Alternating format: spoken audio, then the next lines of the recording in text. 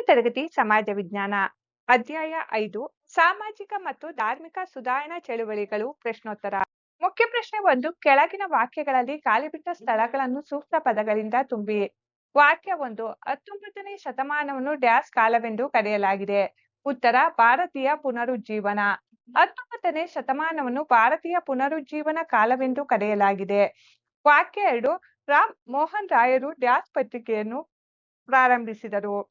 ಉತ್ತರ ಸಂವಾದ ಕೌಮುದಿ.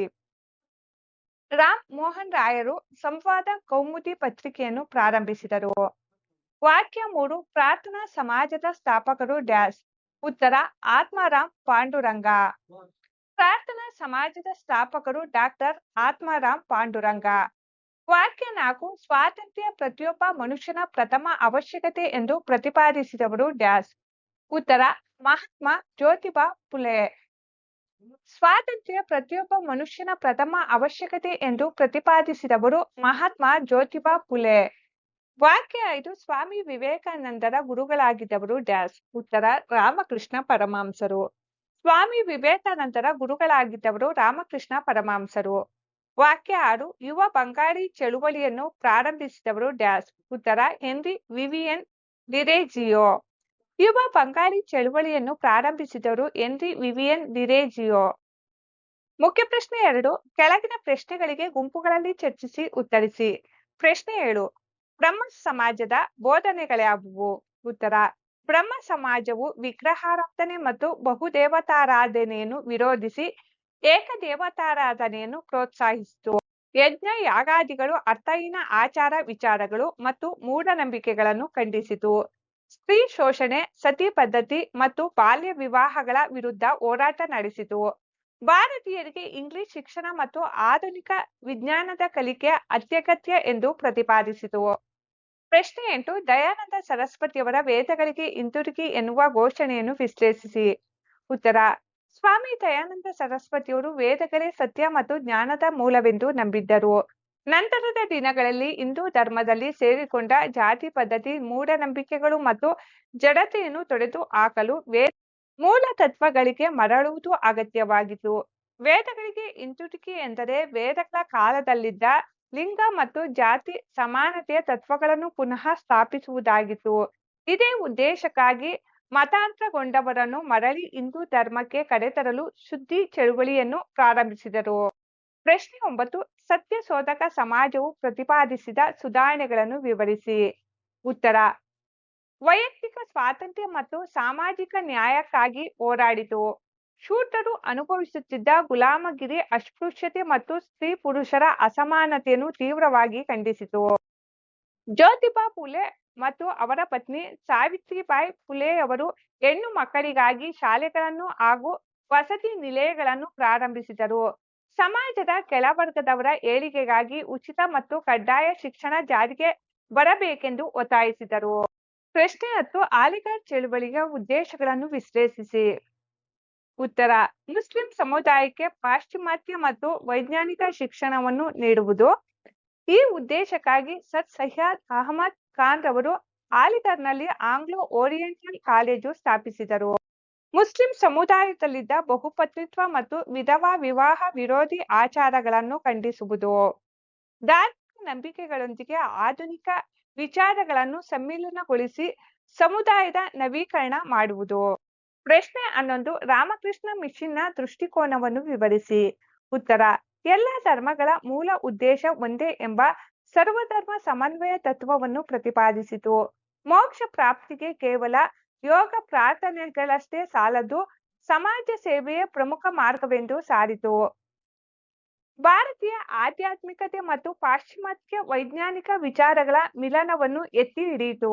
ಪ್ರಶ್ನೆ 12. ಅನಿ ಬೆಸೆಂಟರ ಸುಧಾರಣಾ ಕ್ರಮಗಳ್ಯಾವುವು? ಉತ್ತರ ಥಿಯೋಸಾಫಿಕಲ್ ಸೊಸೈಟಿಯ ಮೂಲಕ ಭಾರತೀಯ ಸಂಸ್ಕೃತಿ ಮತ್ತು ತತ್ವಜ್ಞಾನದ ಹಿರಿಮೆಯನ್ನು ಪ್ರಚಾರ ಮಾಡಿದರು. 1916ರಲ್ಲಿ ಭಾರತಕ್ಕೆ ಸ್ವಾಯತ್ತ ಆಡಳಿತ ತರಲು ಹೋಮ್ ರೂಲ್ ಚಳುವಳಿ ಪ್ರಾರಂಭಿಸಿದರು. ನ್ಯೂ ಇಂಡಿಯಾ ಮತ್ತು ಕಾಮನ್ವೆಲ್ತ್ ಪತ್ರಿಕೆಗಳ ಮೂಲಕ ದೇಶಭಕ್ತಿ ಹಾಗೂ ಸುಧಾರಣಾ ವಿಚಾರಗಳನ್ನು ಹರಡಿದರು. 1917ರ ಭಾರತೀಯ ರಾಷ್ಟ್ರೀಯ ಕಾಂಗ್ರೆಸ್ ಅಧಿವೇಶನದ ಮೊದಲ ಮಹಿಳಾ ಅಧ್ಯಕ್ಷೆಯಾಗಿ ಆಯ್ಕೆಯಾಗಿ ಸ್ವಾತಂತ್ರ್ಯ ಹೋರಾಟಕ್ಕೆ ಪ್ರಬಲ ಬೆಂಬಲ ನೀಡಿದರು. ಪ್ರಶ್ನೆ 13 ನಾರಾಯಣ ಗುರು ಧರ್ಮ ಪರಿಪಾಲನಾ ಯೋಗಂ ಸಂಘಟನೆಯ ಕೊಡುಗೆಗಳನ್ನು ತಿಳಿಸಿ. ಉತ್ತರ ಮಾನವ ಕುಲಕ್ಕೆ ಒಂದೇ ಜಾತಿ, ಒಂದೇ ಧರ್ಮ ಮತ್ತು ಒಬ್ಬನೇ ದೇವರು ಎಂಬ ತತ್ವವನ್ನು ಸಾರಿದರು. ಇದನ್ನು ಸಾಧಿಸಲು ಶಿಕ್ಷಣವೇ ಮಾರ್ಗವೆಂದು ಸಾರಿದರು. ಹಿಂದುಳಿದ ಹಾಗೂ ದಲಿತ ಸಮುದಾಯಗಳಿಗೆ ನಿರಾಕರಿಸಲಾಗಿದ್ದ ಕೆರೆ ಬಾವಿಗಳ ನೀರು ಬಳಕೆ, ರಸ್ತೆ ಸಂಚಾರ, ಉಡುಪು ಧರಿಸುವ ಹಕ್ಕು ಮತ್ತು ಶಾಲೆಗಳಲ್ಲಿ ಪ್ರವೇಶಕ್ಕಾಗಿ ಹೋರಾಡಿದರು. ಕೆಳ ಸಮುದಾಯಗಳ ಪ್ರವೇಶ ನಿರಾಕರಿಸುತ್ತಿದ್ದ ದೇವಾಲಯಗಳಿಗೆ ಪರ್ಯಾಯ ದೇವಾಲಯಗಳನ್ನು ಕಟ್ಟಿದರು. ನಾರಾಯಣ ಗುರು ಮತ್ತು ಅವರ ಅನುಯಾಯಿಗಳು 1924ರಲ್ಲಿ ವೈಕಂ ಸತ್ಯಾಗ್ರಹವೆಂಬ ಶಿವ ದೇವಾಲಯ ಪ್ರವೇಶ ಚಳುವಳಿಯನ್ನು ನಡೆಸಿದರು. ಸಮಾಜದ ಶೋಷಿತ ವರ್ಗಗಳ ಆತ್ಮಗೌರವ ಹಾಗೂ ಅಭಿವೃದ್ಧಿಗೆ ಶಿಕ್ಷಣವೇ ಮುಖ್ಯ ಮಾರ್ಗವೆಂದು ಸಾರಿ ಶಿಕ್ಷಣ ಸಂಸ್ಥೆಗಳನ್ನು ಉತ್ತೇಜಿಸಿದರು. ಪ್ರಶ್ನೆ 14 ಪೆರಿಯಾರ್ ಚಳುವಳಿಯ ಮುಖ್ಯಾಂಶಗಳನ್ನು ಪಟ್ಟಿ ಮಾಡಿ. ಉತ್ತರ ಇ.ವಿ. ರಾಮಸ್ವಾಮಿ ನಾಯ್ಕರ್ ಅಂದರೆ ಪೆರಿಯಾರ್ ಅವರು ಬ್ರಾಹ್ಮಣೇತರ ಮತ್ತು ಶೋಷಿತ ಸಮುದಾಯಗಳ ಹಕ್ಕುಗಳಿಗಾಗಿ ಆತ್ಮಗೌರವ ಚಳುವಳಿ ಪ್ರಾರಂಭಿಸಿದರು. ತಮಿಳು ಭಾಷೆ ಮತ್ತು ದ್ರಾವಿಡ ಸಂಸ್ಕೃತಿಯನ್ನು ಎತ್ತಿ ಹಿಡಿಯಲು ದ್ರಾವಿಡ ಕಾಳಗಂ ಎಂಬ ಬಲವಾದ ಸಂಘಟನೆಯನ್ನು ಸ್ಥಾಪಿಸಿದರು. ಸಮಾಜದಲ್ಲಿದ್ದ ವರ್ಣಾಶ್ರಮ ಧರ್ಮ, ಜಾತಿ ತಾರತಮ್ಯ, ಮೂಢನಂಬಿಕೆಗಳು ಹಾಗೂ ಮಹಿಳೆಯರ ಮೇಲಿನ ಅಸಮಾನತೆಯನ್ನು ತೀವ್ರವಾಗಿ ವಿರೋಧಿಸಿದರು. 1924ರ ಕೇರಳದ ಪ್ರಸಿದ್ಧ ವೈಕಂ ಸತ್ಯಾಗ್ರಹದಲ್ಲಿ ಸಕ್ರಿಯವಾಗಿ ಭಾಗವಹಿಸಿ ಅಸ್ಪೃಶ್ಯರಿಗೆ ದೇವಾಲಯ ಪ್ರವೇಶದ ಹಕ್ಕಿಗಾಗಿ ಹೋರಾಡಿದರು. ರಿವೋಲ್ಟ್ ಎಂಬ ಪತ್ರಿಕೆಯನ್ನು ನಡೆಸಿದರು. ಪ್ರಶ್ನೆ 15 ಡಿರೇಜಿಯೊರವರು ಪ್ರತಿಪಾದಿಸಿದ ತತ್ವಗಳ್ಯಾವುವು.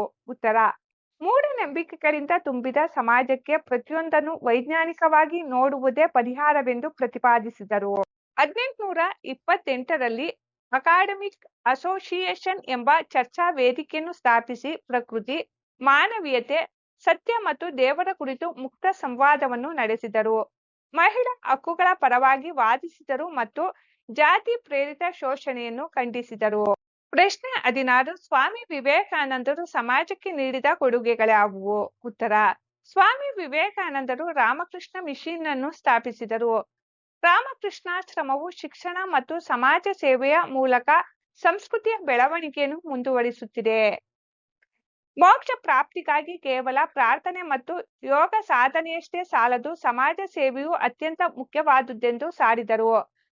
1893ರಲ್ಲಿ ಚಿಕಾಗೋದಲ್ಲಿ ನಡೆದ ವಿಶ್ವ ಧರ್ಮ ಸಮ್ಮೇಳನದಲ್ಲಿ ಭಾಗವಹಿಸಿ ಸರ್ವಧರ್ಮ ಸಹಿಷ್ಣುತೆ ಹಾಗೂ ಭಾರತದ ಸನಾತನ ಸಂಸ್ಕೃತಿಯ ಹಿರಿಮೆಯನ್ನು ಜಗತ್ತಿಗೆ ಪರಿಚಯಿಸಿದರು.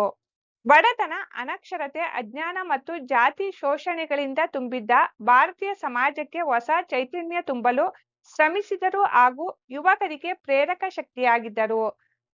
ಸಮಾಜ ಸುಧಾರಣೆಯಾಗಬೇಕಾದರೆ ಮೊದಲು ಜನರನ್ನು ವಿದ್ಯಾವಂತರನ್ನಾಗಿ ಮಾಡಬೇಕು ಎಂದು ಪ್ರತಿಪಾದಿಸಿದರು. ಪಾಶ್ಚಿಮಾತ್ಯರ ಅಂಧಾನುಕರಣೆಯನ್ನು ಬಿಟ್ಟು ಪ್ರತಿಯೊಬ್ಬ ವ್ಯಕ್ತಿಯು ತನ್ನ ಅಸ್ತಿತ್ವ ಮತ್ತು ಸಾಮರ್ಥ್ಯವನ್ನು ನಂಬಿ ಬಾಳಬೇಕೆಂದು ಕರೆ ನೀಡಿದರು. ಮುಖ್ಯ ಪ್ರಶ್ನೆ 3 ಚಟುವಟಿಕೆ 1. ನಿಮಗೆ ಹತ್ತಿರದಲ್ಲಿರುವ ರಾಮಕೃಷ್ಣಾಶ್ರಮಕ್ಕೆ ಭೇಟಿ ನೀಡಿ ಸ್ವಾಮಿ ವಿವೇಕಾನಂದರ ದೃಷ್ಟಿಕೋನದ ಬಗ್ಗೆ ಮಾಹಿತಿ ಸಂಗ್ರಹಿಸಿ. ವಿಷಯ ರಾಮಕೃಷ್ಣಾಶ್ರಮಕ್ಕೆ ಭೇಟಿ ನೀಡಿ ಸ್ವಾಮಿ ವಿವೇಕಾನಂದರ ದೃಷ್ಟಿಕೋನದ ಬಗ್ಗೆ ಮಾಹಿತಿ ಸಂಗ್ರಹಿಸುವುದು. ಸ್ಥಳ ರಾಮಕೃಷ್ಣ ಮಠ, ಬುಲ್ ಟೆಂಪಲ್ ರಸ್ತೆ, ಬಸವನಗುಡಿ, ಬೆಂಗಳೂರು 19. ಸಂಗ್ರಹಿಸಿದ ಪ್ರಮುಖ ಮಾಹಿತಿಗಳು. ಕೇವಲ ಪ್ರಾರ್ಥನೆ, ಧಾರ್ಮಿಕ ವಿಧಿಗಳಿಂದ ಮುಕ್ತಿ ಸಿಗುವುದಿಲ್ಲ. ಸಮಾಜದ ಬಡವರು, ಶೋಷಿತರು ಮತ್ತು ದೀನ ದಲಿತರ ಸೇವೆಯೇ ನಿಜವಾದ ದೇವಪೂಜೆ ಎಂಬುದು ವಿವೇಕಾನಂದರ ಮುಖ್ಯ ದೃಷ್ಟಿಕೋನವಾಗಿತ್ತು. ಎಲ್ಲ ಧರ್ಮಗಳ ಮೂಲ ತತ್ವ ಒಂದೇ. ಪ್ರತಿಯೊಬ್ಬರು ಧಾರ್ಮಿಕ ಸಹಿಷ್ಣುತೆ ಹಾಗೂ ವಿಶ್ವ ಭ್ರಾತೃತ್ವ ಭಾವನೆಯನ್ನು ಬೆಳೆಸಿಕೊಳ್ಳಬೇಕು ಎಂದು ಅವರು ಪ್ರತಿಪಾದಿಸಿದರು. ಸಮಾಜದ ಸುಧಾರಣೆಗೆ ಶಿಕ್ಷಣವೇ ಮೂಲ ಮಾರ್ಗ. ಮನುಷ್ಯನಲ್ಲಿ ಮೂಲತಃ ಇರುವ ಪರಿಪೂರ್ಣತೆಯನ್ನು ಹೊರತರುವುದೇ ನಿಜವಾದ ಶಿಕ್ಷಣ ಎಂದರು. ಎದ್ದೇಳಿ, ಜಾಗೃತರಾಗಿರಿ, ಗುರಿ ತಲುಪುವವರೆಗೆ ನಿಲ್ಲದಿರಿ ಎಂದು ಯುವ ಜನರಿಗೆ ಆತ್ಮವಿಶ್ವಾಸ, ಶಕ್ತಿ ಹಾಗೂ ದೇಶಭಕ್ತಿಯನ್ನು ತುಂಬಿದರು. ರಾಮಕೃಷ್ಣಾಶ್ರಮದಲ್ಲಿ ನಡೆಯುತ್ತಿರುವ ಸೇವಾ ಕಾರ್ಯಗಳು. ಬಡ ವಿದ್ಯಾರ್ಥಿಗಳಿಗೆ ಉಚಿತ ಶಿಕ್ಷಣ, ಗ್ರಂಥಾಲಯ ಹಾಗೂ ವಸತಿ ಸೌಲಭ್ಯ. ಸಾರ್ವಜನಿಕರಿಗೆ ಧರ್ಮಾರ್ಥ ವೈದ್ಯಕೀಯ ಸೇವೆಗಳು. ನೈತಿಕ ಮತ್ತು ವೈಚಾರಿಕ ಪುಸ್ತಕಗಳ ಪ್ರಕಟಣೆ.